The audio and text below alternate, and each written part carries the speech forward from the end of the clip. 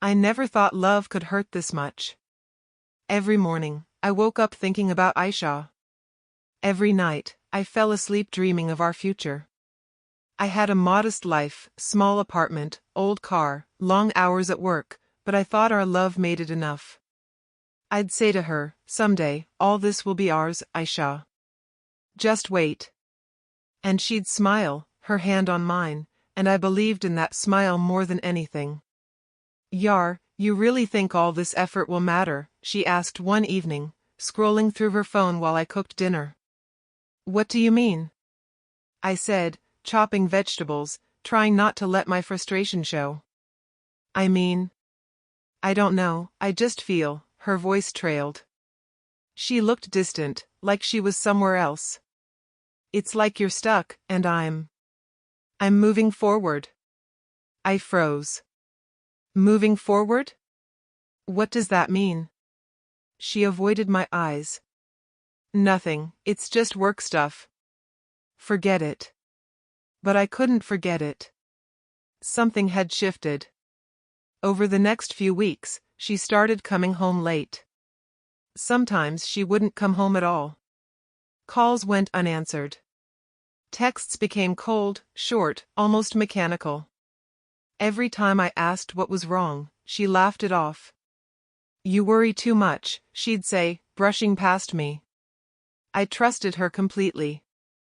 I thought maybe it was stress from her new job at that fancy corporate firm. I thought maybe I was just being paranoid. I worked 12-hour shifts, sometimes more. I'd come home exhausted, yet I saved every penny I could. Look, Aisha, I told her one night, counting coins on the table, I've saved enough for our wedding deposit. Just a few more months and everything we dreamed of, our apartment, the wedding, the future, will be ours. She stared at me, expression unreadable. That's cute, she said finally. But there was a sharpness in her tone I didn't understand. Cute, she repeated, almost laughing. What's cute? I asked, confused. Everything. All your plans, your little savings, your dreams. It's cute. She didn't smile. Her eyes were distant. Cold. I frowned. Cute? What are you trying to say, Aisha? She looked away, silent. Then finally, she said it like a knife. I can't do this anymore. I can't wait for your little life to catch up with mine. What? I felt my stomach drop. What are you saying? I'm saying. I'm leaving you. I laughed nervously, thinking it was a joke. You're joking, right? This isn't funny. Aisha, come on. She shook her head, calm, almost cruel in her composure. I'm serious. I've met someone else. Someone who can give me what I want. What I deserve. No. I shouted, slamming my hands on the counter. Who? Who is it? Samir. My boss. He's everything you're not. I froze. Samir. The man I had seen her mention once, arrogant, rich, untouchable in his office. I couldn't believe what I was hearing. You're leaving me, for him? Yes. Her voice was quiet, almost bored. I can't stay with someone who struggles to make ends meet, who's stuck in the same place. Love doesn't pay bills, you know. My chest tightened. Love doesn't pay bills? I work every day for us. Every damn day. I've been saving. I've been fighting for us. She shrugged, as if it was nothing. It's not enough. It's never enough. I need more than what you can give. I shook my head, unable to comprehend. You can't just do this. You promised. You promised we'd be together, no matter what.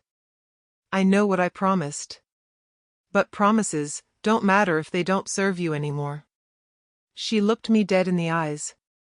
I'm sorry, but I need someone who can give me the life I want. You can't. I felt my throat tighten. Aisha, please. Don't do this. We can work it out. We can figure something else. Just don't leave me.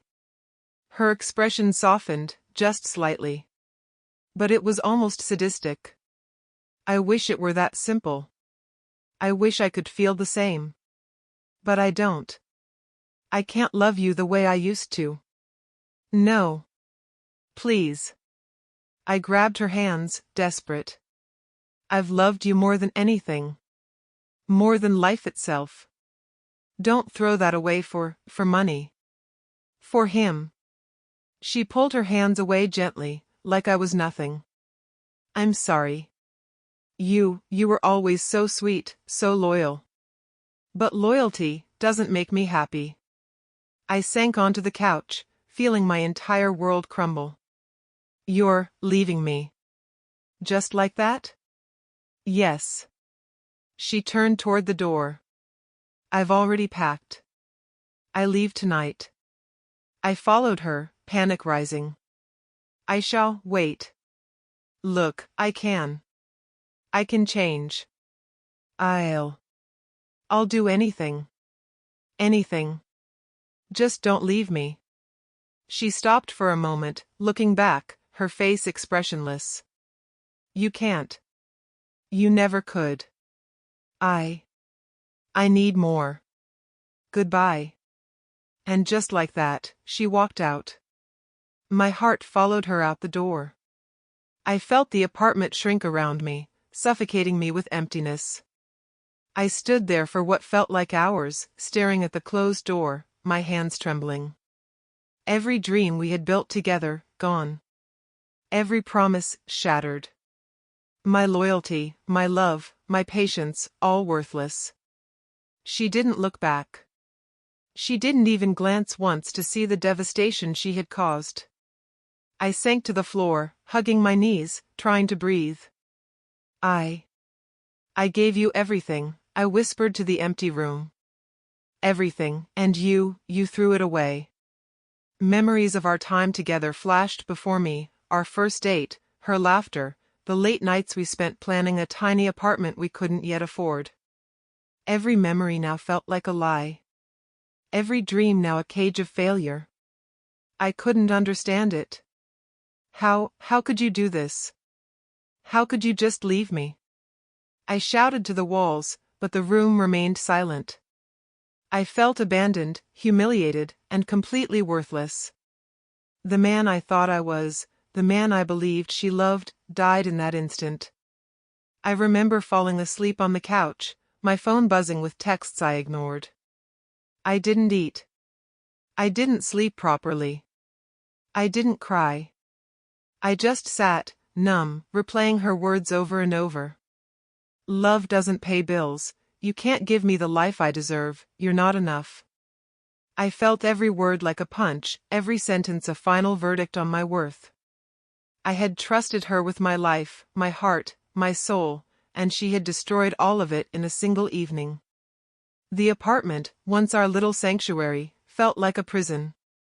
I stared at the wedding plans we'd sketched together. Invitations half-written. Tables and chairs imagined in my mind. Everything was meaningless now. It's over, I whispered. All of it, over. I didn't cry. Not at first.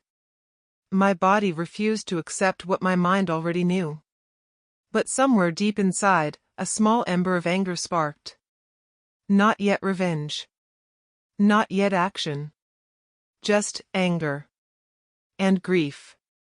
The first real emotion I felt after the hollow emptiness.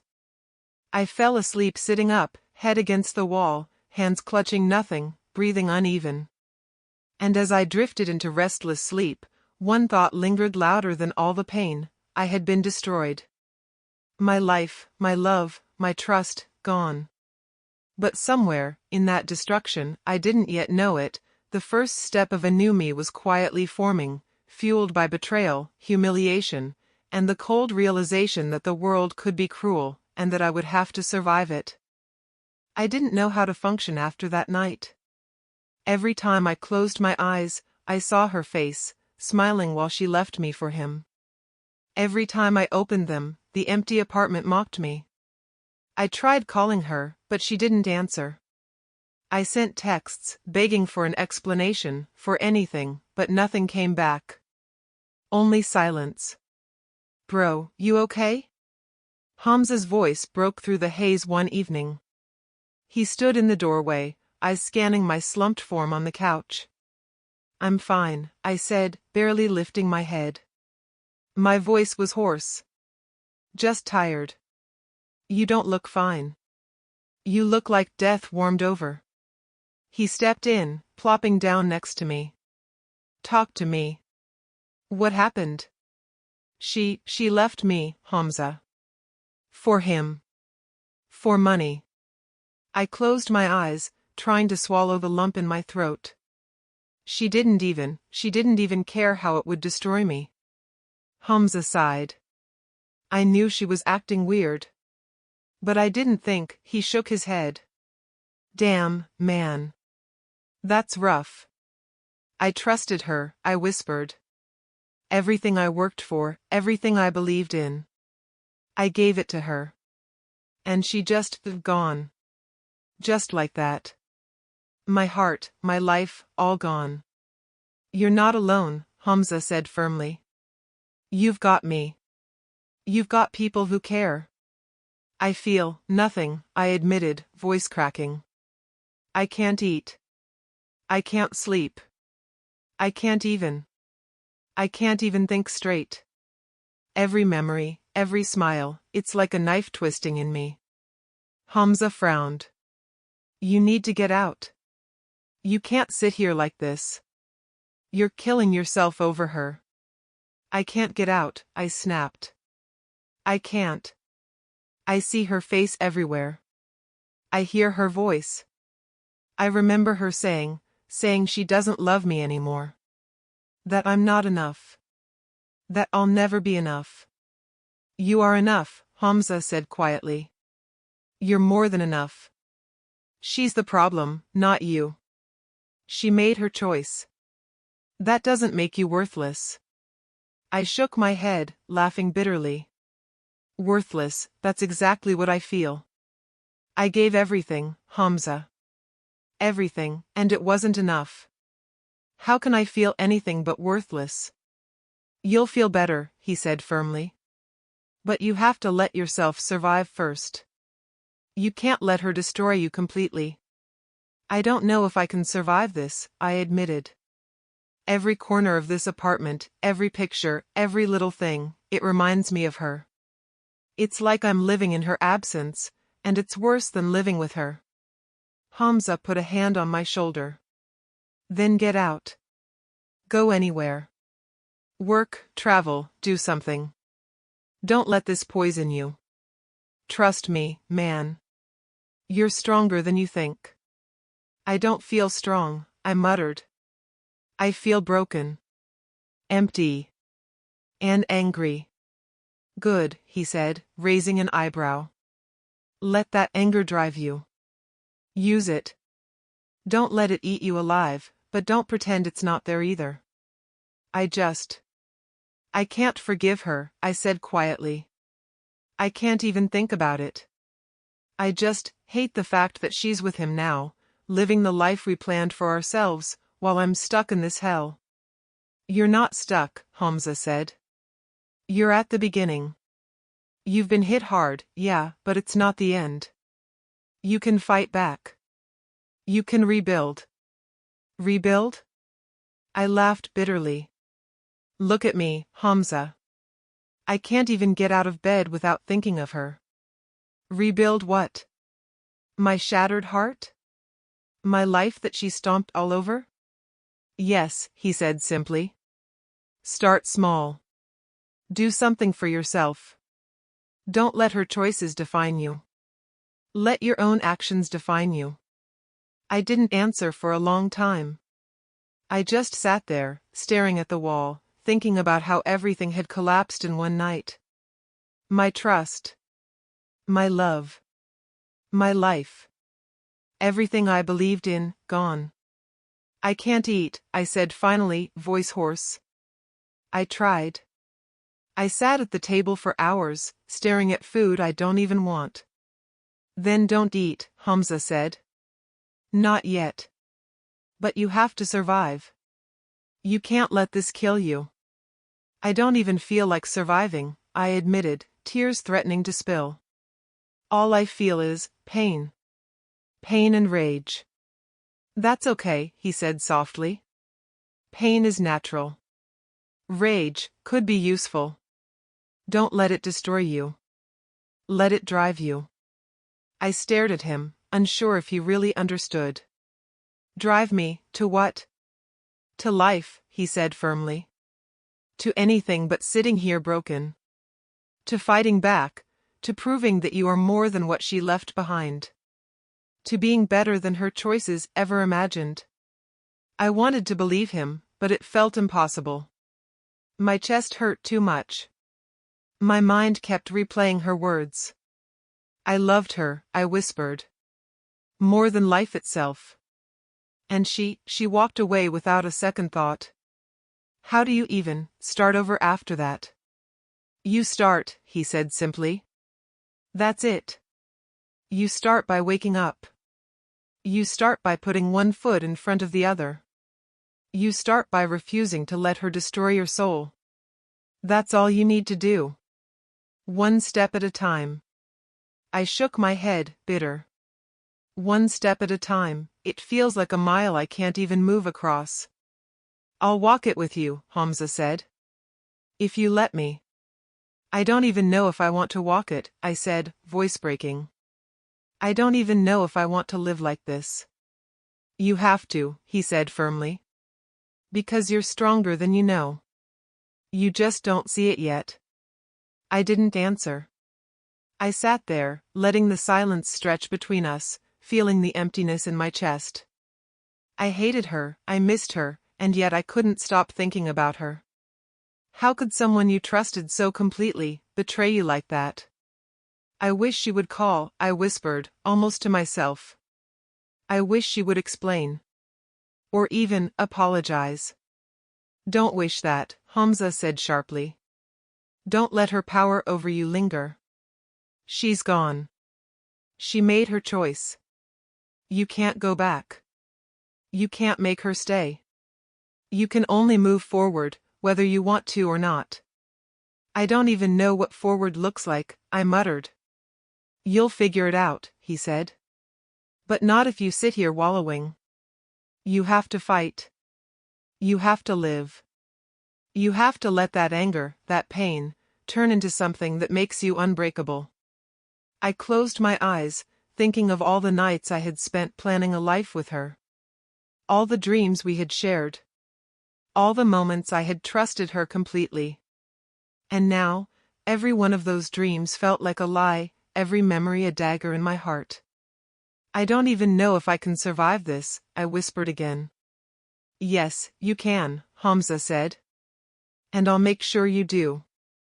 I won't let you drown in this misery. I opened my eyes, staring at him. I wanted to believe him. I wanted to feel even a spark of hope. But all I felt was emptiness. Pain. Rage. Betrayal. But underneath it all, a small ember flickered. A tiny, fragile thought that maybe, just maybe, I could survive this. Maybe I could turn this betrayal into something more than just pain. Maybe I could rise from this destruction and build something new. Not yet revenge. Not yet happiness. Just survival. Just moving forward. I'll try, I said finally, voice barely above a whisper. That's all you need to do, Hamza said, nodding. Just try. One day at a time. I sat there long after he left, staring at the wall, listening to the silence, letting the emptiness wash over me. I hated her, I missed her, I was broken, and yet, somehow, I knew I had to start. Somehow, I knew this was the beginning of something that would change me forever. And deep down, beneath all the pain and rage, I felt the first spark of determination ignite. I would survive. Somehow, I would survive. I didn't know where to start, but I knew I had to move. Staying in that apartment with her memories was like stabbing myself every day. I packed what little I owned and left the city, leaving behind everything familiar, everything tied to her. Hamza had offered to help me, but I insisted I had to do this alone. Are you sure about this? Hamza asked, eyebrows furrowed, as I closed the door on my old apartment. I have to, I said. I can't. I can't be here anymore. Every corner reminds me of her, every sound, every smell, it's poison. You're walking into nothing, he said. No job, no apartment, no plan. Just nothing. Are you ready for that? I have to be, I said, swallowing hard. I can't keep waiting for someone who doesn't care about me. I have to rebuild, even if it kills me. The city I moved to was harsh and unfamiliar. I stayed in a cheap room above a small cafe, the kind where the walls were thin and the floors creaked. I had no contacts, no friends, and no plan beyond survival. I found odd jobs, anything that paid, cleaning, delivering, assisting small businesses. I swallowed my pride every day. Hey, you there? Care to help unload these boxes? A woman called one morning. I looked up and saw her, Zara, running a tiny, struggling shop. She had a sharp, honest gaze that didn't judge me. Yeah, sure, I said, picking up the first box. You're new, she said, watching me carefully. You work fast. Ever done this kind of stuff before? Not really, I admitted. I'll learn. You'd better, she said, smiling faintly. I can't pay much, but I pay on time. I nodded. Money didn't matter. I needed work. Survival. Something to focus on other than the ghost of Aisha haunting me. Over the next few weeks, I poured myself into the work. Boxes, shelves, inventory, anything to keep my mind busy.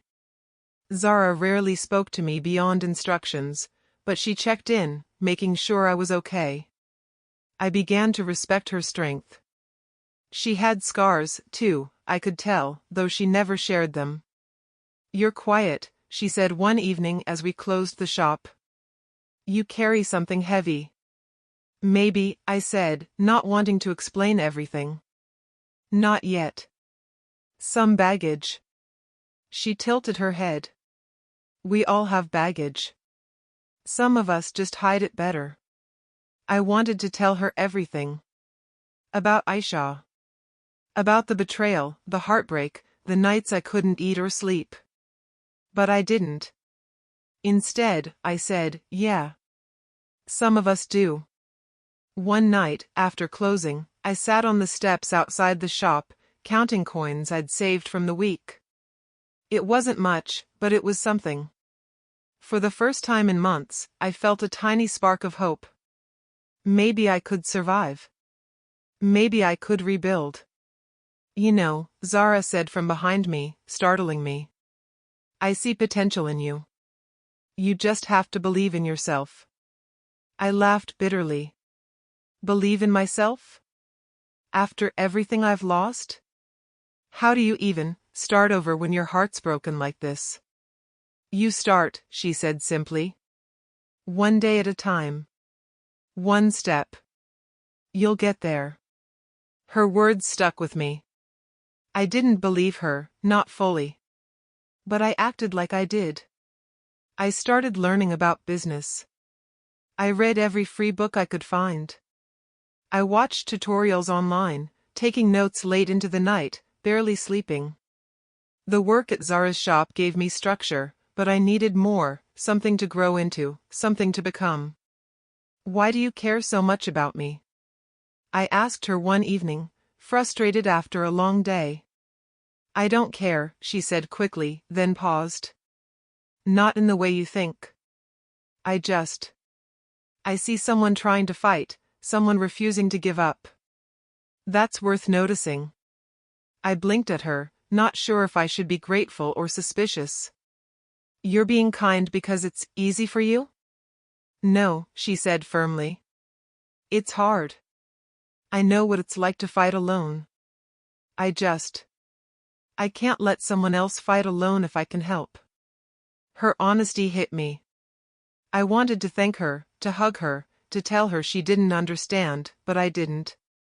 Instead, I nodded silently, letting the weight of her words settle. Days turned into weeks. Weeks turned into months. I failed at small business ventures I tried online. I invested in ideas that flopped. I lost money, time, and sometimes hope. But every failure taught me something. Every mistake hardened me. I began seeing patterns, understanding risks, learning to read people, markets, situations. Another failed attempt? Zara asked one evening, noticing my frustration over spreadsheets and investment notes. Yeah, I admitted. I thought this one would work. But I miscalculated everything. Good, she said simply. Failures teach more than successes. Remember that.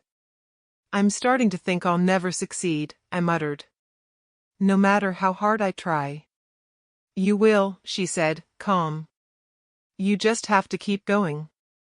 Stop looking at what you've lost. Start looking at what you can build. Her words became my mantra.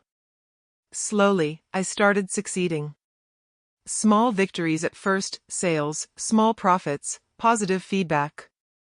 But each success, no matter how minor, rebuilt my confidence. I started feeling alive again.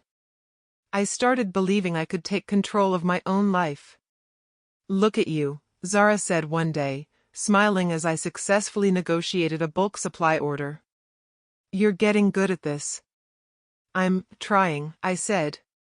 Trying not to let the past destroy me. You won't, she said. Not if you keep this up.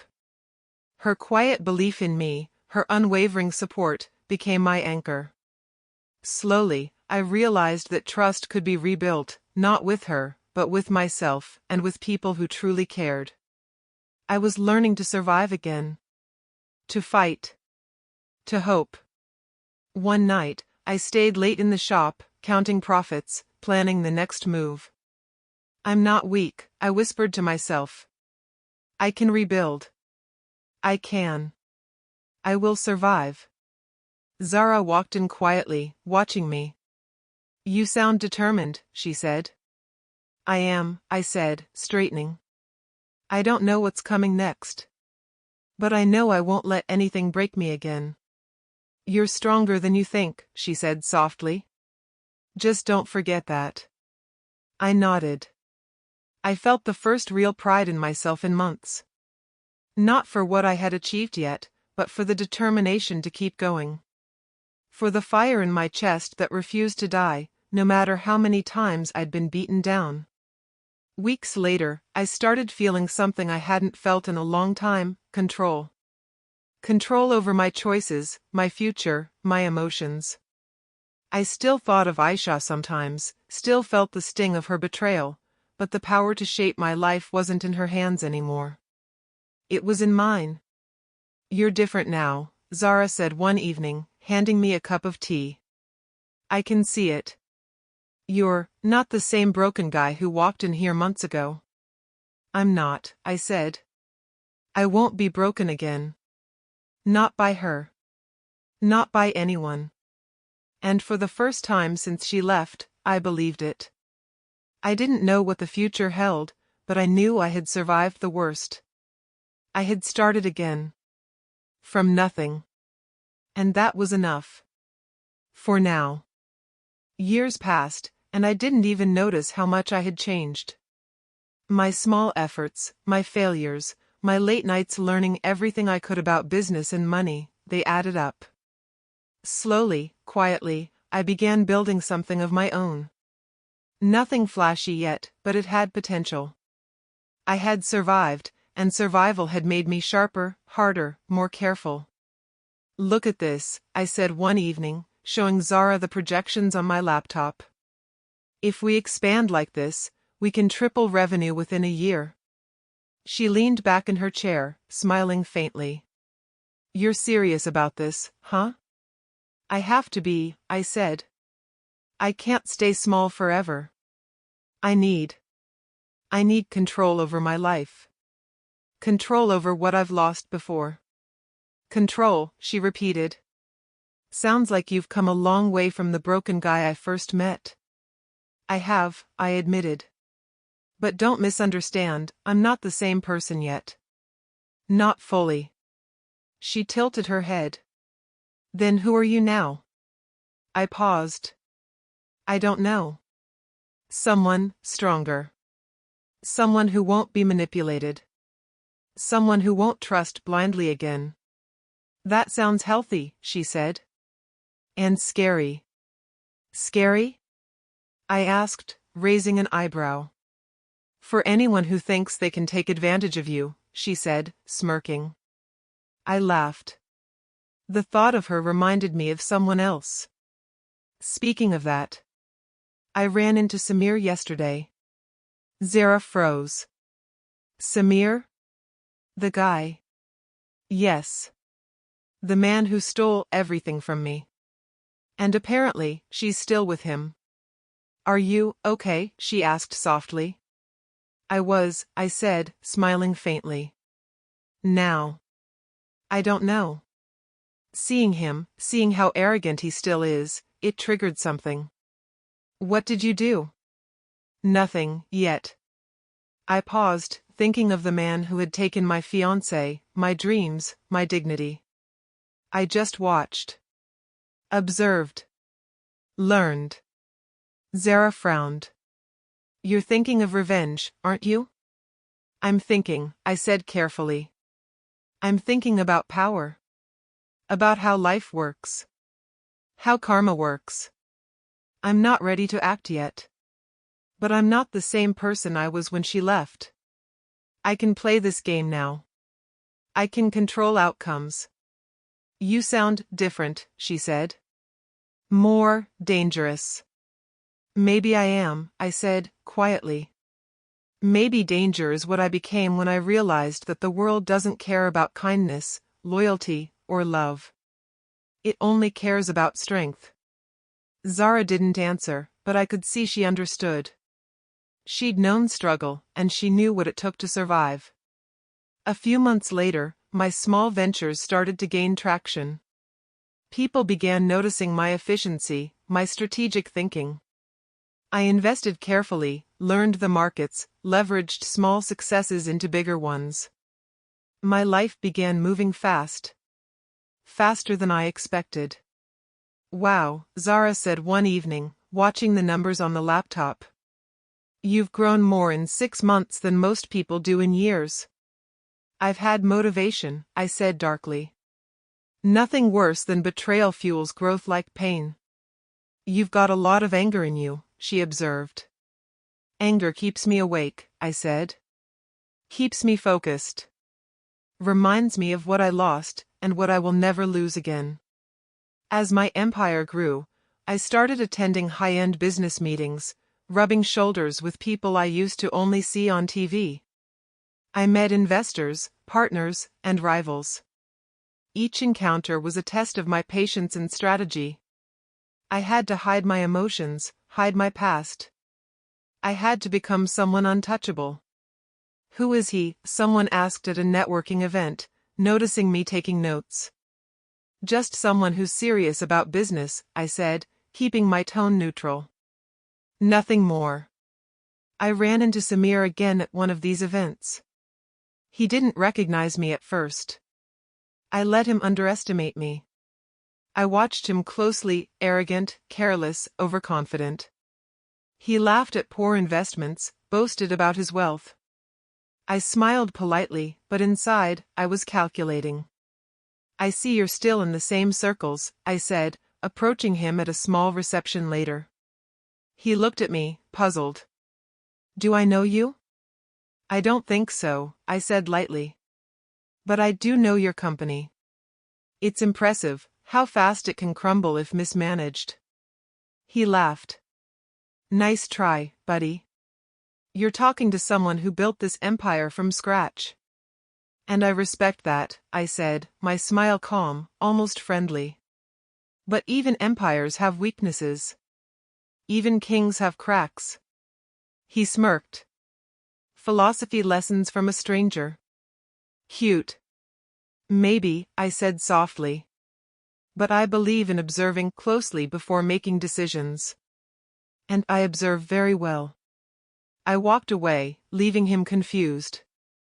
For the first time, I felt something satisfying, control. The tables were turning. I didn't yet move against him, but I knew I could. And knowing that I had that power, it was intoxicating. Back at my apartment, Zara looked at me thoughtfully. You're not the same person who walked into this city months ago, are you?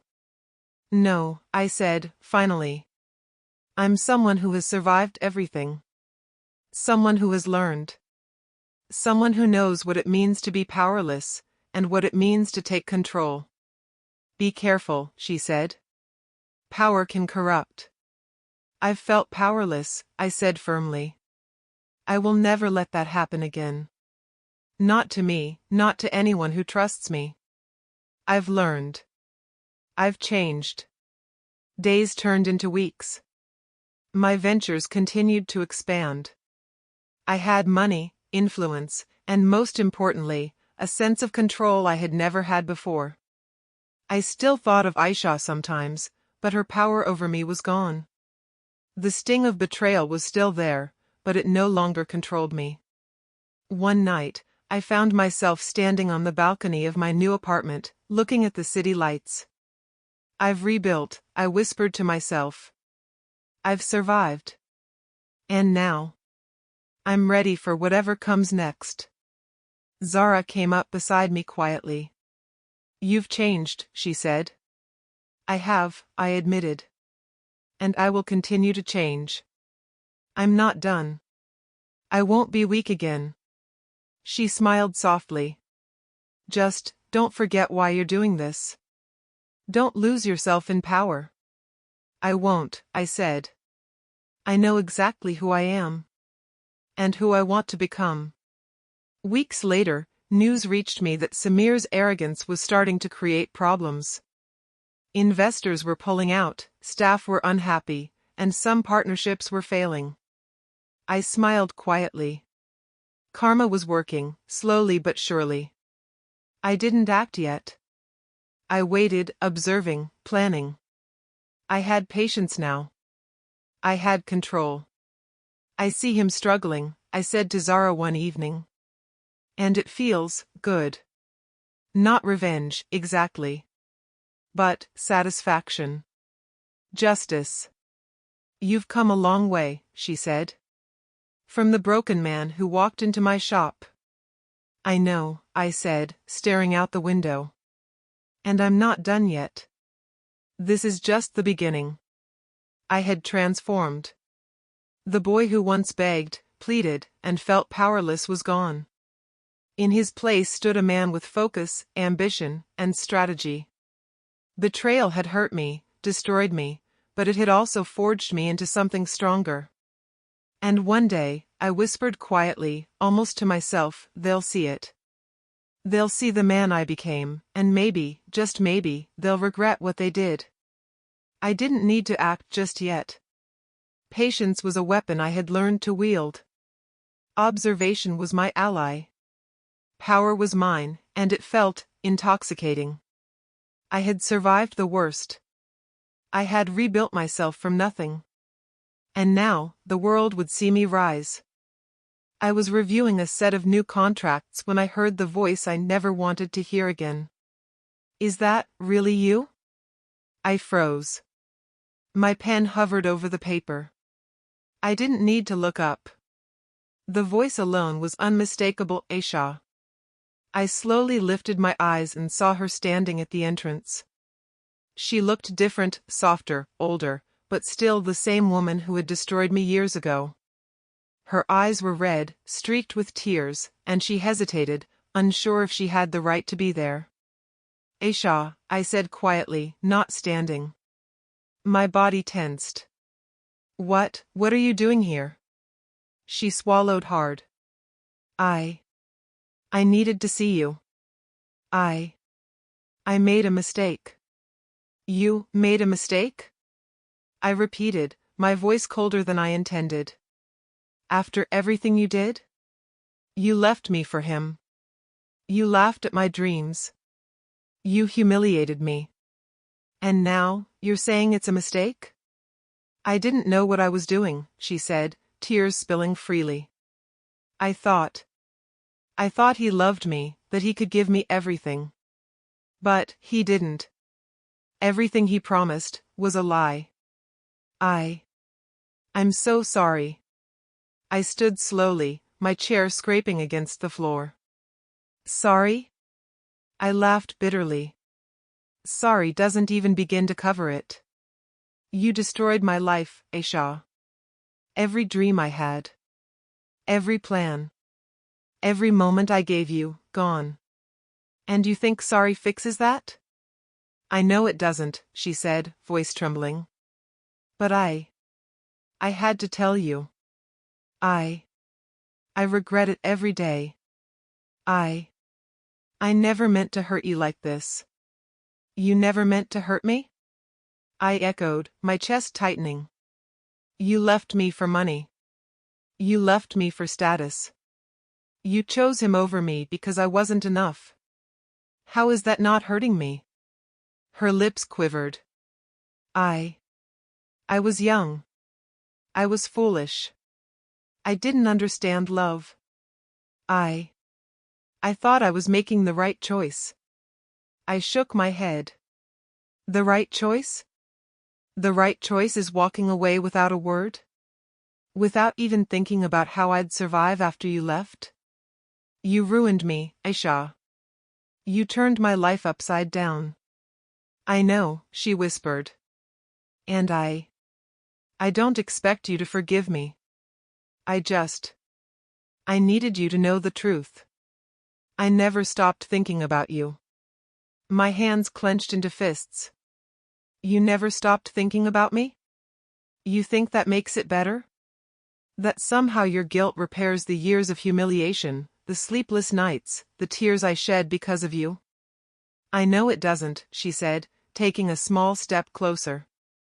I wanted a chance. I wanted to say it. To, maybe, start over. I laughed sharply, a bitter sound that made her flinch. Start over? Do you have any idea what that means? You left me broken, Aisha. You left me nothing. And now you think you can just waltz back in, crying, and fix it? I'm not asking you to fix it, she said softly. I need you to know that I regret it. I regret leaving you for him. I lost everything, and I realize now that the one person I should have cherished was you. I felt anger rise in me, sharp and bitter. You lost everything? I repeated. And I gained nothing when I lost you? My life, my heart, my trust, all stolen by you. And you talk about losing everything? I didn't know how to appreciate you, she said, tears falling faster now. I thought I was chasing a life I deserved. But it was empty. It didn't matter. It never mattered. You always mattered. I stared at her. My mind was a storm of rage, grief, and disbelief. You always mattered? I repeated, voice shaking. You say that now, when it's too late? You had years to show me that, and instead you left me to rot. I know, she said, barely above a whisper. I can't take back what I did. I can't stop thinking about you. About us. About what we had. I laughed again, harsher this time. About what we had. A dream? A future? You destroyed it all. And now you want to cry in front of me, hoping I'll take you back? No, she cried. I'm not asking that. I'm not asking you to forgive me. I I needed you to know the truth. I had to say it. I need closure, if nothing else. I stared at her, silent for a long moment. My chest burned, my hands shook, my throat tightened. The years of pain, anger, and struggle, all of it, flashed before me. And yet, I didn't feel the need to yell, to fight, to cry. Something had changed. You've already had your closure, I said finally, my voice calm but icy. I survived. I rebuilt myself. I became stronger. And I moved on. You're late to the story, Aisha. Way too late. She flinched at my words. I know. I know I'm late. I wanted to see if maybe there was a chance to make amends. I shook my head. Amends? Do you think you can make amends after destroying someone's life? Do you think saying I'm sorry erases years of betrayal? No, she whispered. I know it doesn't. But I had to try. I had to face you. I stared at her for a long time. My rage simmered beneath the surface, but there was something else too: calm. Detachment. Control. I realized I didn't need her apology. I didn't need her presence. I didn't even need closure from her anymore. I had my own. You wanted to see me? I asked finally. Well, you did. You see me now. And I'm not the man you left behind. Her eyes widened slightly. You've changed. I have, I said simply. I survived. I rebuilt. I grew. You chose to leave me for a fantasy that didn't exist. And I chose to survive reality. That's the difference. Tears streamed down her face. I see it now. I was blind. I was foolish. I held up a hand. Stop. Don't say anything more. I don't need to hear it. I don't want to hear it. I survived without you. I thrived without you. And I will continue to thrive, with or without you. I'm sorry, she whispered one last time. I truly am. I nodded once. Coldly. I hope you learned something from your mistakes. That's all I can hope for. She looked at me, desperate, broken, and I finally realized how powerless she was now. She had destroyed me once, but she had no power over me anymore. I didn't need her apology to feel whole. I didn't need her tears to feel victorious. I didn't need her at all. I should go, she said quietly. Yes, I said. Go. She hesitated, then turned, leaving me alone in the office that had become my sanctuary. I watched her walk away, tears still falling, and felt nothing. No anger, no longing, no regret. Only calm. Control. Power. I sank back into my chair and exhaled slowly. For the first time in years, I felt truly untouchable. The woman who had broken me had returned, expecting to see the same desperate man. But that man was gone. Rebuilt, reshaped, hardened by betrayal and survival. I was someone she could no longer affect. And in that moment, I knew it. I didn't need revenge. I didn't need her to suffer. I didn't even need closure from her.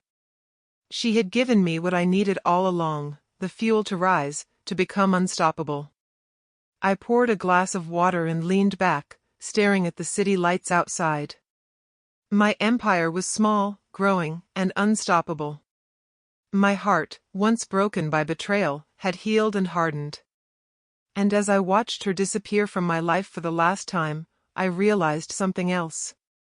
The real power wasn't money, influence, or revenge. It was freedom. Freedom from the people who tried to control me, freedom from the past, freedom from anyone who thought they could dictate my life. And I was free. Months had passed since Aisha's return. I hadn't reached out. I hadn't thought about her much. My life had grown into something I barely recognized, successful, controlled, and, most importantly, my own. Yet, I couldn't ignore the complicated feelings stirring inside me whenever I saw her face in the back of my mind. One evening, Zara and I were reviewing expansion plans for the shop when a knock echoed through my office. I wasn't expecting anyone. "I'll get it," I said, walking toward the door. The second I opened it, I froze. Aisha stood there again, this time composed, though her eyes betrayed a mix of hope and fear. I wanted to talk," she said softly. I crossed my arms. "Talk? About what? About how you left me? How you humiliated me? Or how you thought you could waltz back into my life?" "No," she said quickly. I wanted to understand. And maybe see if we could talk like adults. About us. About closure, or whatever it is I need." "You need closure?" I repeated, incredulous. "Do you think I owe you that? After years of pain, betrayal, humiliation? I've survived without you. I've built a life without you. Why should I give you closure?" I don't know," she whispered. I can't stop thinking about you. About us. And I hate that I hurt you so badly." I laughed bitterly. "Hate that you hurt me? Aisha, I lived through hell because of you. I watched the woman I loved choose wealth over love. And now, you expect me to forgive? To just talk?" "I'm not asking for forgiveness," she said quickly. I just want to understand. I need to hear it from you. I need honesty." I studied her carefully. She looked genuinely remorseful, vulnerable. Something I rarely saw in people, especially those who had hurt me so deeply. "Honesty?" I said finally. "Fine. You want honesty? You betrayed me. You destroyed my life. You humiliated me in ways you'll never understand. And I survived. I rebuilt. I thrived. And now, I don't need you. I don't want you. But I won't lie. Part of me still feels something for you. Not love, not in the way I once did. But I can't deny the past, can I?" Her eyes widened. "You still feel something?" "Yes," I said quietly. "But that feeling isn't power over me anymore. It's memory. It's a scar that reminds me what I endured and what I became." I'm so sorry," she said again, tears welling up. "I never stopped loving you. And I know I lost my chance. But I had to say it." "You had your chance," I said, voice steady. "And you blew it. Don't mistake words for actions, Aisha. You talk about love, but you abandoned it when things got hard. Don't expect me to be moved by tears after betrayal." She took a step closer. "I understand that. I just needed to say it. Needed you to know. I don't expect anything else." I let her stand there, words lodged in my throat. Part of me wanted to yell, part of me wanted to pull her into my arms. But I didn't. I was stronger now. Strong enough to recognize that emotional manipulation could disguise itself as remorse. "You want honesty?" I asked finally. "Here it is. I survived without you. I thrived without you. And I am happy." More than I've ever been. And you? You came back, expecting me to feel, what? Pity? Love? Regret? No, she said softly. I came back to, maybe find peace. Maybe make things right. I don't know if it's possible, but I had to try. I let out a bitter laugh. Making things right? You destroyed me. There's no fixing that. The best thing you can do is leave. And never interfere in my life again. I can't just leave, she said, almost pleading. Not without something. Closure, maybe. I need to see that you're okay. That I didn't ruin you completely. I stared at her for a long moment. I'm okay, I said finally. Better than okay. I'm stronger than ever. And you're just a reminder of what I survived. Tears streaked her cheeks, but she nodded. I see that now. I understand. And I'm proud of you. Truly. Proud of me? I asked, raising an eyebrow. Yes, she said, voice soft. I never realized how much you had inside you. How strong you could become after everything. You've become someone I could never have imagined. I studied her. This was not the same desperate, entitled woman who had left me years ago. She was humbled. Regretful. A reflection of her mistakes. You're saying all of this, I said carefully, but what are you really here for? Are you trying to rekindle something? Or just trying to make yourself feel better? I don't know, she admitted. Maybe a little of both. Maybe none.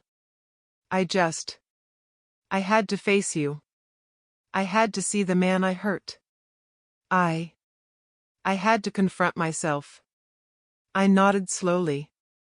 Good. Then consider this confrontation over. You've seen me. You know who I am now. And you are exactly where you belong, outside of my life. She flinched at my words, but nodded. I understand. And I'll respect that. I just needed this moment. Then you have it, I said quietly. And now, leave.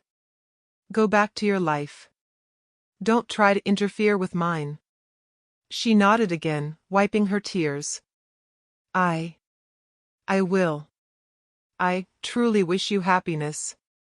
And I wish the same for you, I said, voice steady. But don't expect me to let you back in. Not ever. You had your chance. You chose wrong. And I chose myself.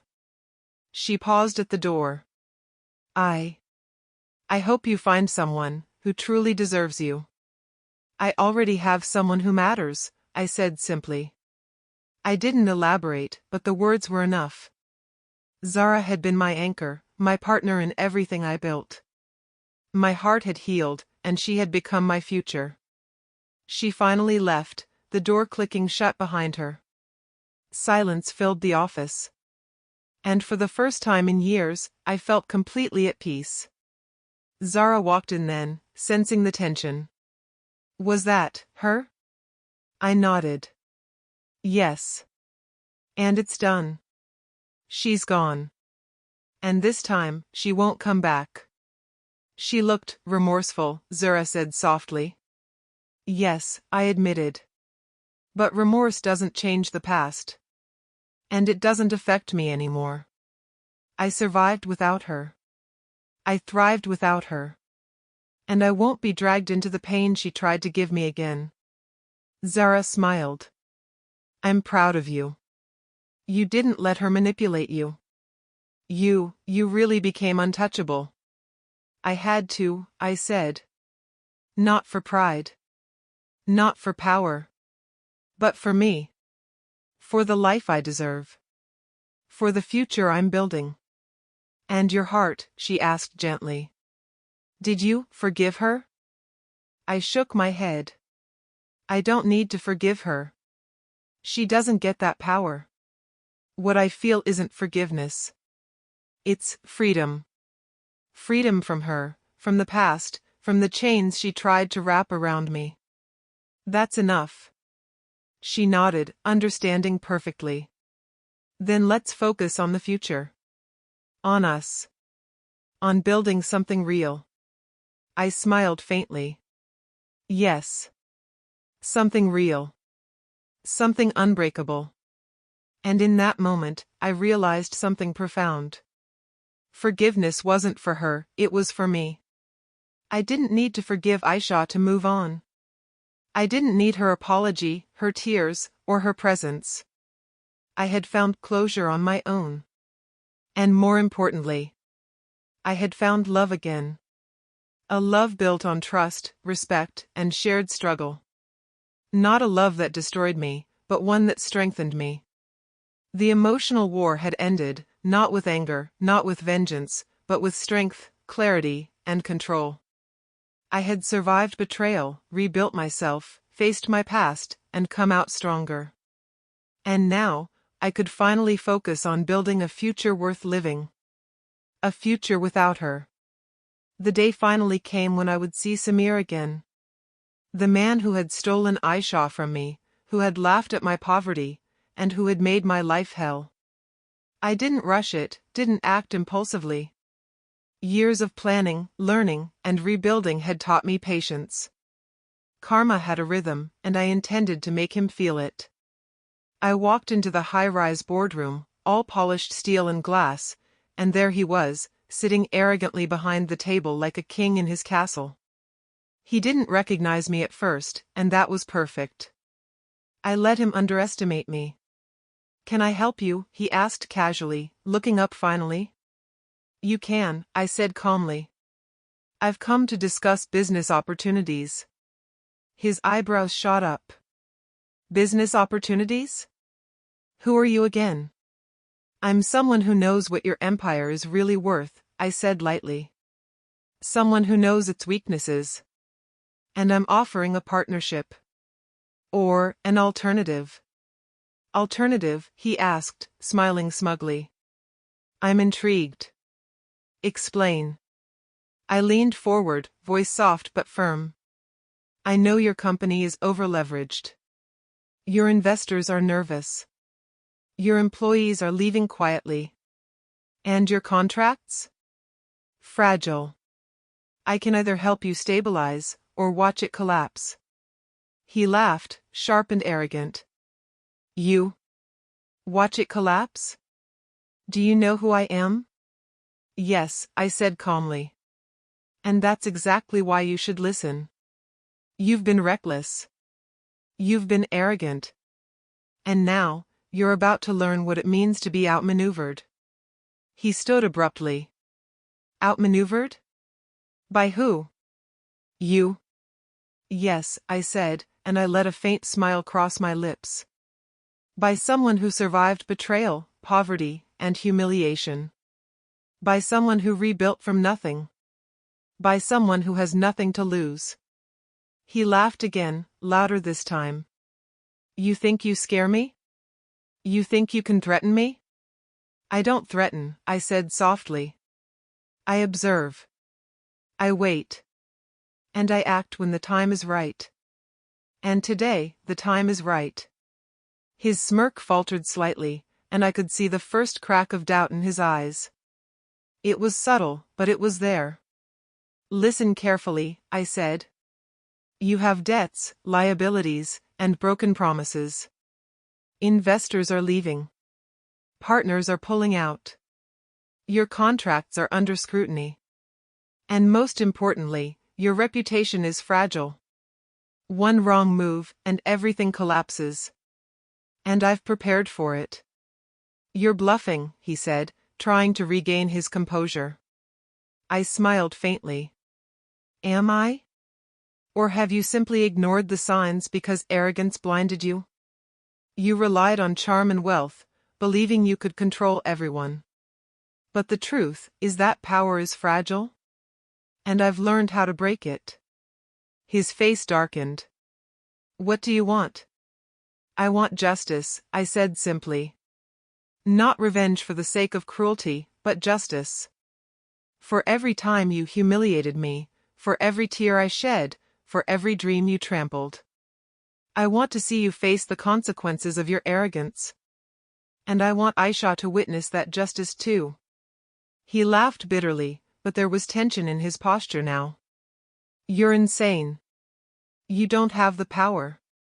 I have more than you think, I said calmly. I've built alliances, understood markets, learned strategies. You underestimated me once. You won't again. He leaned forward, voice sharp. And what if I refuse? What if I walk away? You can try, I said. But the world doesn't wait for the arrogant. Investors are already leaving. Partners are reconsidering contracts. Your employees are questioning your leadership. And I've timed everything perfectly. You're already losing. I'm just pushing it along. He clenched his fists. You think you can destroy me? No, I said softly. I know I can. And I will. Not because I hate you, but because life has a way of balancing itself. And you tipped the scale unfairly once. Now, it's righted. Aisha had sent word she was attending a charity event where Samir would be present. I hadn't planned it, but fate worked in my favor. She would see everything unfold, and she would understand finally who I had become. Your empire is crumbling, I said, leaning back confidently. Do you understand? This isn't me being petty. This is the natural course of consequences. You built on arrogance and betrayal. You ignored reality. And reality catches up. He froze, realization dawning in his eyes. You planned all of this? I observed, I said. I waited. I rebuilt. I became strong. And I chose to act when the timing was perfect. And now, you face the truth of your own actions. He stood, visibly shaken. This isn't fair. I controlled everything. No, I said softly. You controlled nothing. Power without awareness, without strategy, without respect for reality, it is meaningless. And you will learn that today. Investors called him in, partners confronted him, and employees whispered. His empire, once seemingly untouchable, began to collapse before his eyes. I watched calmly from a distance, Zara by my side, and smiled faintly. Seeing it all unfold, it's satisfying, I said quietly. Not revenge?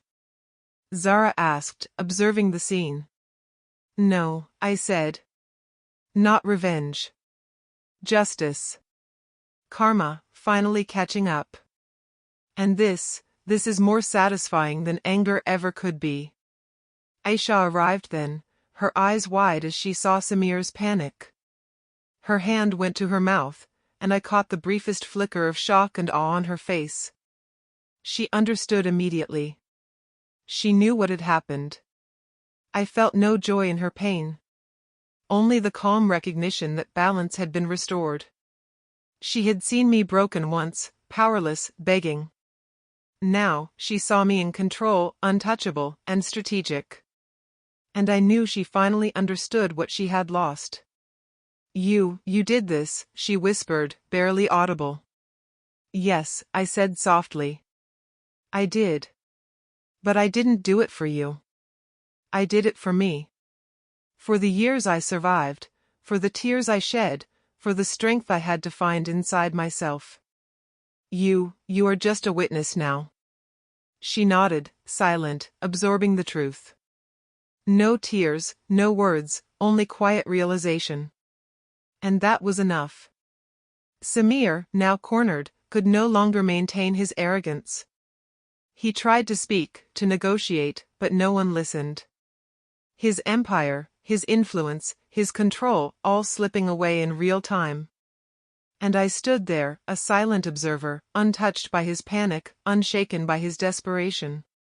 "This is the end," I said quietly to Zara. "Yes," she said softly. "And you handled it perfectly." "I've handled it all," I said. "The betrayal, the heartbreak, the humiliation. And now, the world sees it too. And it finally feels right." I walked past Samir, past the chaos, past the whispers, and for the first time in years, I felt the fullness of victory. Not the shallow thrill of revenge, but the deep, satisfying certainty of justice. Aisha watched me pass, her eyes following every movement. She had no words. She didn't need them. The message was clear. I had survived. I had rebuilt. I had gained control. And she, who once held power over my heart, could only watch. I didn't glance back. I didn't speak. I had nothing left to prove to her. And yet, I felt a strange calm wash over me. Years of pain, struggle, and betrayal had culminated in this moment, and I stood stronger than ever. I can't believe it," Aisha whispered softly. I never imagined." I didn't respond. My silence said more than words ever could. Zara squeezed my hand. "You've become unstoppable," she said. "I've become myself," I said quietly. "And nothing, no betrayal, no loss, no one, can take that from me again." Samir's downfall was complete by the end of the day. Investors pulled out, partners abandoned him, and his reputation lay in ruins. And I didn't gloat. I observed. I let justice unfold naturally. Karma, after all, had done its work. I turned to Zara, feeling an immense sense of control and peace. This is what it feels like to be free," I said softly. "Yes," she said, smiling. "And you've earned it.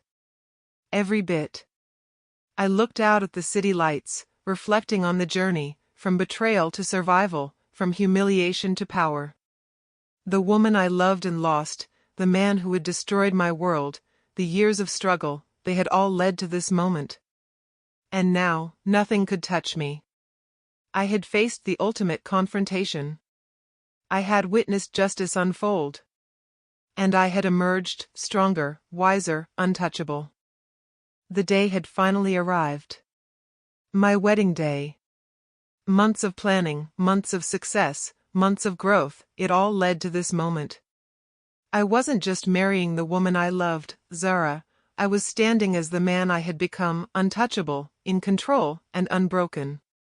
The ceremony was set in a grand hall, elegant but not ostentatious.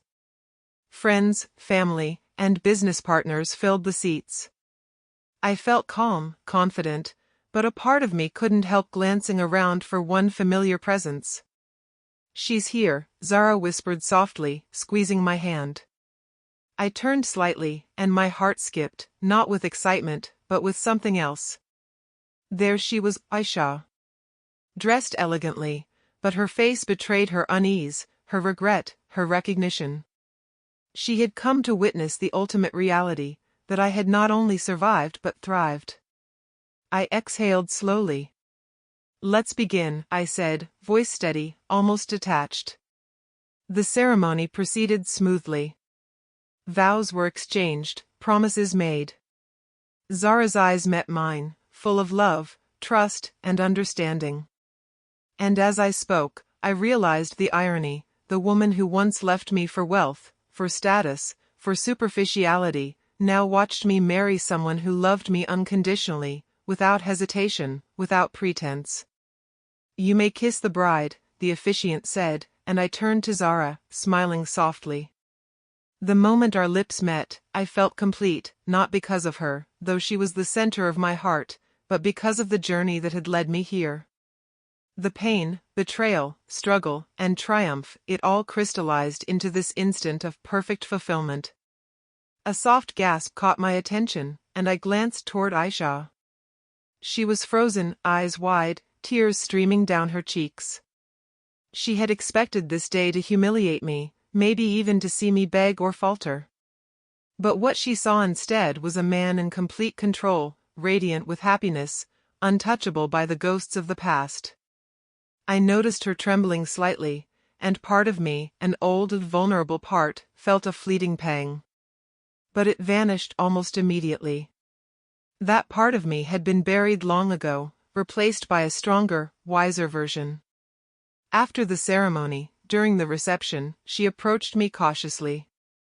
I didn't think I'd see you like this, she said softly, voice shaking. I nodded once. You didn't expect this, did you? No, she admitted. I thought I would see the man I left, broken. Humiliated. I thought I'd have that satisfaction. I shook my head, a small, calm smile on my lips. That man doesn't exist anymore. You won't see him. And honestly, you never will again. She swallowed hard, looking down. You've changed. More than I imagined. You're powerful. Confident. Complete. And happy. Yes, I said softly. I am. And it has nothing to do with you, your regrets, or your absence. I built this. I became this. And today, I am exactly where I deserve to be. I can't believe it, she whispered. I didn't think it was possible. It is, I said quietly. It's called surviving, rebuilding, and learning. You left me for greed, for convenience, for arrogance. And I learned that nothing can take me down unless I let it. And I didn't. She nodded slowly, as if understanding for the first time the full weight of what she had lost. I never realized how strong you were. How much you endured. I can't undo it, can I? No, I said simply. And I don't want to. The past is the past. It shaped me. It didn't destroy me. And now, I live my life, fully, without regret, without dependence on anyone who chose to leave me. She looked at me, eyes glistening with tears. I see that now. Anne. I'm sorry. Truly. You were never in a position to apologize in a way that mattered, I said softly. Your remorse doesn't affect my life. It only reminds me that I chose correctly, that I survived, that I thrived. A silence settled between us. She looked away, acknowledging the unchangeable truth. I had built a life she could not touch, a life she could not influence, a life where she had no power. Zara came up beside me, gently taking my hand. Everything's perfect, she whispered. Yes, I said, squeezing her hand. Perfect, because I chose right. Because I survived. Because I built my life on trust, love, and respect, not manipulation, greed, or betrayal. Aisha watched us from a distance, silent now. I could see the realization in her eyes. She had lost her chance. I had moved on. I had conquered not through cruelty, but through life, through patience, through self-transformation. Later, during speeches and congratulations, Aisha approached once more. She didn't speak at first. She simply watched me, quiet, absorbing the reality she had never anticipated. You're truly happy, she said finally. Not bitter. Not angry.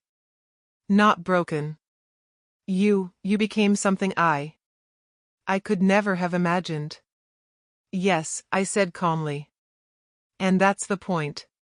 Happiness isn't about revenge, or control, or proving something to those who hurt you. It's about building a life so solid, so complete, that no one's betrayal can shake it. That's what I've done. That's what you're witnessing now. I don't know what to say, she admitted.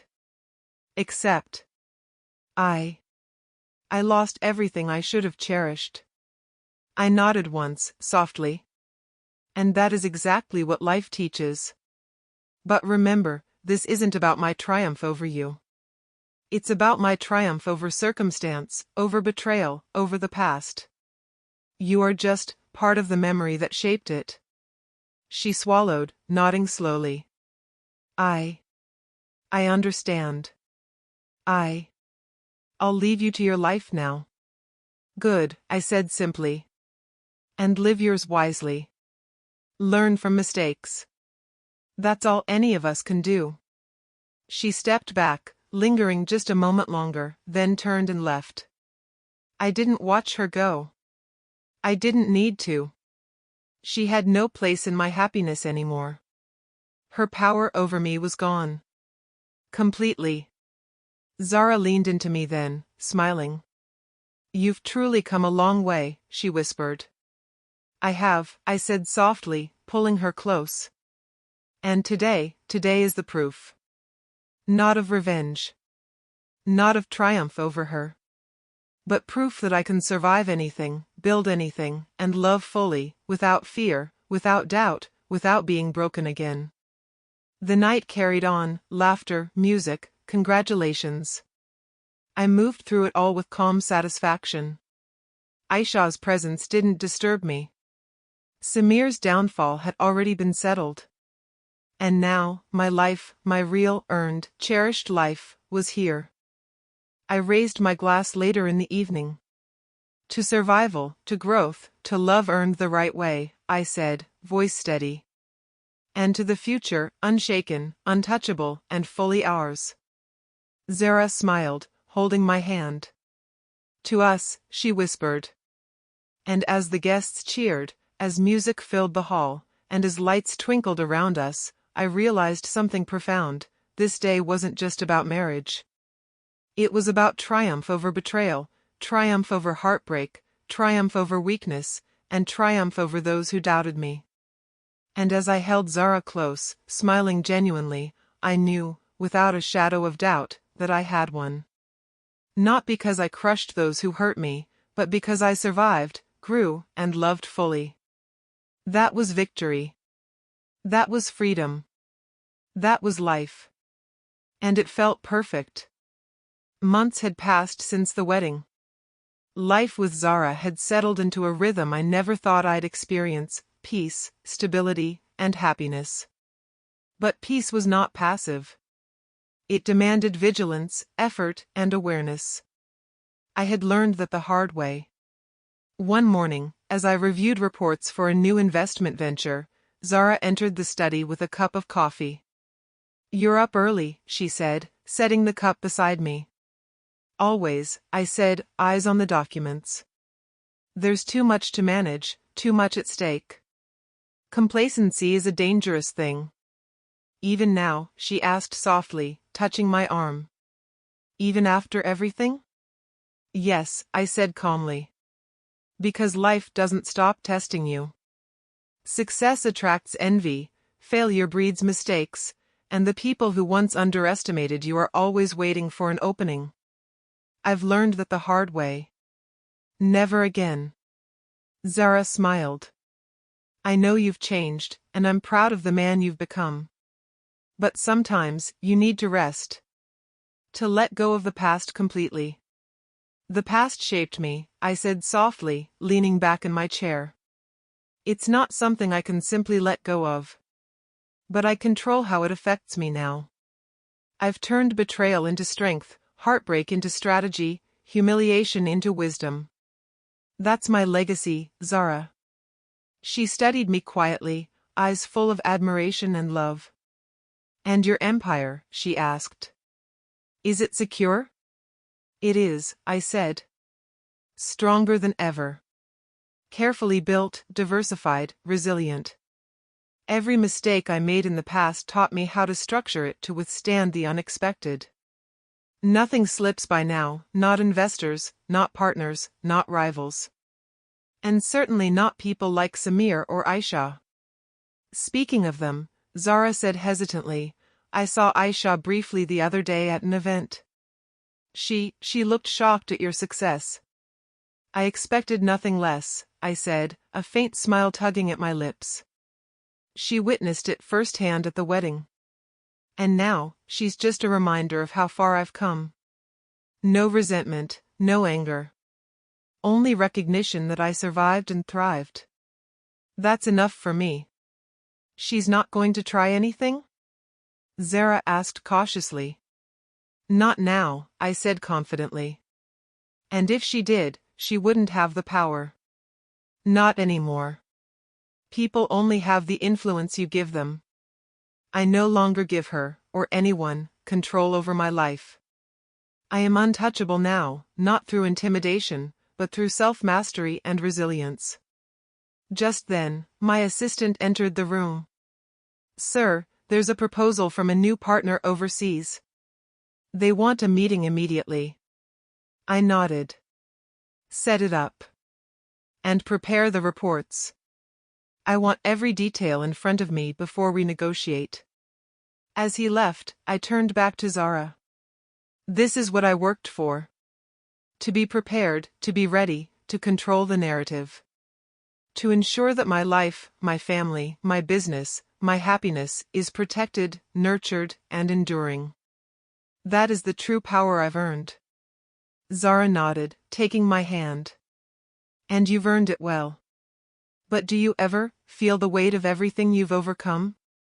Betrayal, heartbreak, revenge, everything? I paused. Of course. It's always there, in the corners of my mind. A reminder of what I endured, what I survived. But it no longer dictates my emotions or my decisions. It's history, not prison. That weight, it has become my strength. My guide. My compass. Later that evening, I held a private dinner with Zara, discussing expansion plans and life goals. The conversation naturally shifted to the future. I want to ensure that everything we build lasts, I said. Not just for us, but for the people who come after us. A legacy of resilience, integrity, and strength. One that can withstand challenges we can't even imagine yet. Like a foundation, Zara said. Something unshakable. Yes, I said. Because life is unpredictable. Betrayal can happen. Mistakes will happen. But if the core is strong, the structure endures. That's what I've learned. That's my philosophy now. Zara smiled, eyes sparkling. And you've applied it in every aspect, business, relationships, even your own growth. You've truly transformed, not just survived. I nodded, feeling the weight of her words. Transformation wasn't instantaneous. It was gradual, deliberate, forged through suffering, strategy, and self-reflection. And it was irreversible. As we spoke, my mind wandered briefly to Aisha again. Not with longing, but as a measure of contrast.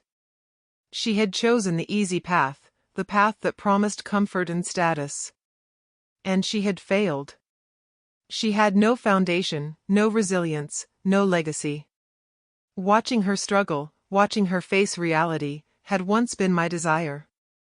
But now, I only felt calm acknowledgement. I had no need for her suffering to validate my success. My life validated itself. The next morning, I met with the overseas partners. The negotiations were intense. I listened more than I spoke, observed more than I reacted. Every detail mattered. Every hesitation, every tone, every glance was significant. By the end of the meeting, I had secured terms favorable to us, minimizing risk and maximizing potential. The partners left impressed, unaware that every step I took had been measured with precision born from past hardships. Returning home, I found Zara waiting in the garden. The evening sun painted the sky in warm hues. How did it go? She asked, smiling. Better than expected, I said. I'm confident in the foundation we're building. It's strong, resilient, and enduring. Just like us. She took my hand, squeezing it gently. You've truly become unshakable. And I'm so grateful to be part of this life with you. And I with you, I said, pulling her close. We've endured, survived, and thrived together. And now, we create a legacy that no one can touch. Not betrayal, not heartbreak, not envy. Only growth, love, and strength. She rested her head against my shoulder. And what about the past? Aisha, Samir, all of it? The past? I asked, smiling faintly. It's a lesson, a guide, and a reminder. But it holds no power. I honor what it taught me, but I do not let it define me. My legacy, our legacy, is here, in the life we're building. In the love we share. In the strength we embody. She looked up at me, eyes shining. Then let's make sure it lasts. Forever. Yes, I said softly, voice firm. Forever. And it will. Because we are not fragile. We are not defined by others. We are defined by ourselves. And that is the greatest power anyone can ever have. As we watched the sun dip below the horizon, I felt a profound sense of completeness. The betrayal, the heartbreak, the revenge, the triumph, they had all led to this moment. A moment not of vanity or ego, but of true, enduring strength. And I knew then, without a doubt, that I had built something that could never be taken away, a life, a love, and a legacy born from struggle, tempered by resilience, and fortified by wisdom. Aisha, Samir, the past, they were shadows now, powerless and distant. And I was free. Fully, completely free. Zara rested her hand on mine, and I smiled, feeling the weight of every lesson and every triumph settle into quiet confidence. This, I said quietly, is the life I fought for. The life I deserve. And it's just the beginning. Yes, Zara whispered, leaning close. The beginning of everything. And in that moment, watching the city lights flicker and knowing the world was ours to build, I felt the truth of it. Survival had led to strength, betrayal had led to wisdom, heartbreak had led to love, and patience had led to victory. I had conquered the past, mastered the present, and secured the future. And nothing, no one, could ever touch the legacy we were creating. The morning air was crisp, carrying a sense of finality I hadn't felt in years. Today wasn't about business, not directly, not about proving anything to anyone. Today was about the culmination of everything, the years of betrayal, heartbreak, struggle, and victory. I woke with a sense of calm purpose, the kind that comes only after true closure. Zara was already in the kitchen, brewing coffee. Morning, she said softly, smiling. Morning, I replied, taking a seat at the table. Sleep well? Better than ever, she said, handing me a cup. We're almost there. The last step. I nodded, taking a sip. Yes. The last step. The one that truly cements everything. Not in business, not in wealth, not even in reputation, but in life. In freedom. In triumph over everything that tried to destroy me. Are you nervous? She asked. No, I said firmly. Not nervous. Focused. Calm. Ready. This is the moment I've been waiting for since the day Aisha left. The day Samir underestimated me. The day I realized I had to rebuild not just for survival, but for mastery of my own life.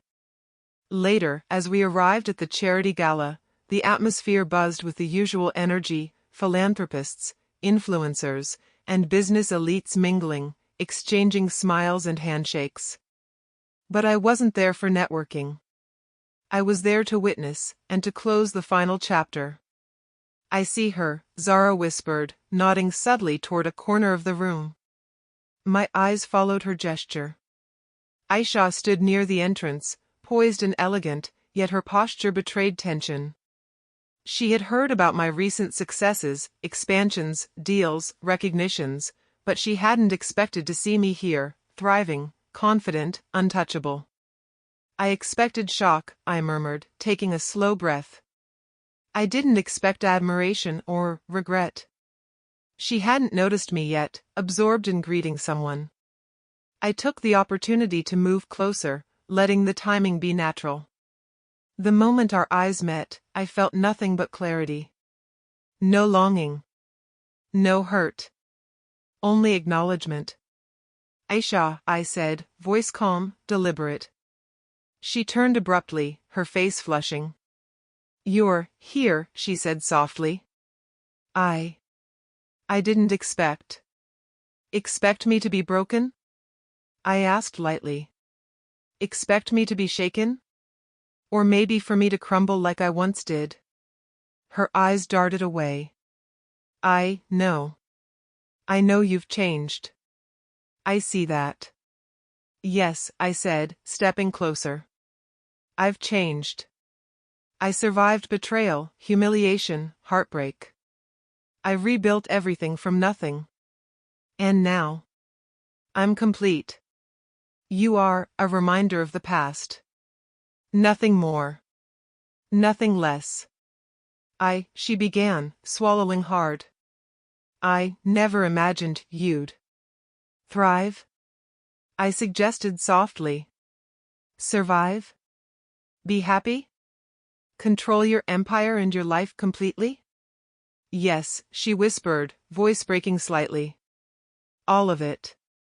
You're remarkable. I can't believe I lost you. You lost me, I said quietly. And now you see why. You didn't respect love. You didn't respect loyalty. You chose greed and convenience over commitment and heart. And that choice defined your place. Outside. Watching. She nodded, tears brimming. I understand. I wish I hadn't, but I can't change anything. No, I said firmly. You can't. And I don't want to dwell on that. My life isn't about reliving betrayal. My life is about embracing triumph. And triumph. I've earned it. I've fought for it. I've built it. Zara arrived then, hand slipping into mine, grounding me. Are you ready? She asked. Yes, I said, smiling faintly. Ready to close this chapter. Fully. Completely.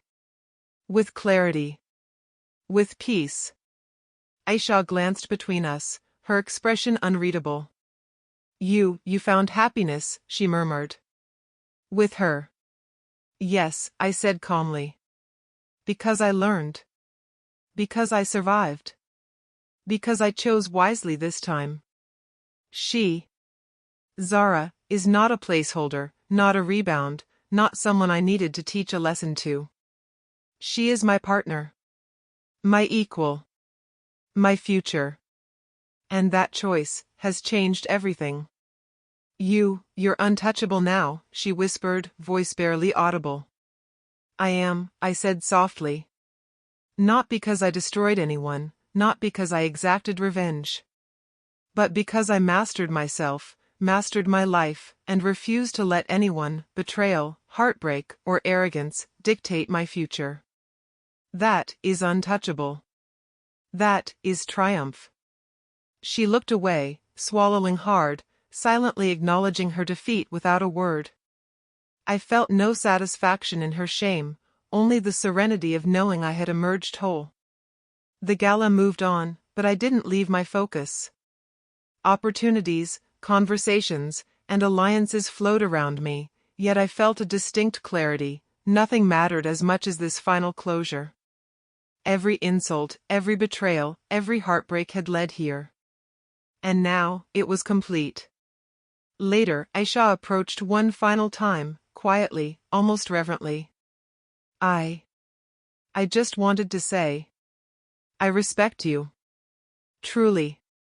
You survived what I and he caused, and you became stronger than anyone could imagine. I nodded once. Thank you. That acknowledgement, that's enough.